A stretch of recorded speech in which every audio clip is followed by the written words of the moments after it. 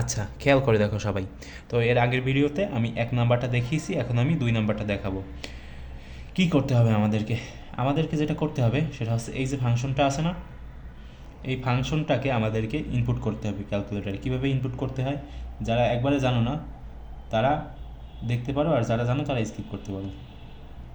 তো এই যে ডিফাইন এফ অফ এক্স আছে না, এখানে প্রেস করতে হবে। তো প্রেস করে যেটা ডিফাইন করা আছে ওটাকে আমাদের এসিতে প্রেস করে রিমুভ করে দিতে হবে।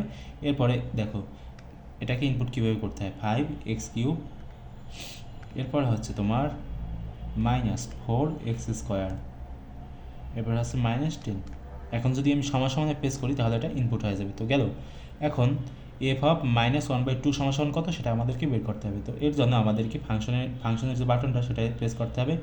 প্রেস করে এই যে প্রথমের যে অপশনটা সেখানে প্রেস করতে হবে। তো প্রেস করে এখন যদি আমি এখানে দেই, মানে ইনপুট করি -1/2 সমান কত, তাহলে দেখো কত আসে, 93/8, মানে -93/8। তো এটাই হচ্ছে আমাদের উত্তর।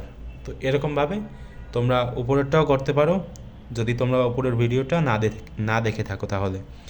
আর যদি দেখে থাকো তাহলে তো করতেই পারবা খুব সহজে। আচ্ছা, দেখা হবে পরবর্তী ভিডিওতে।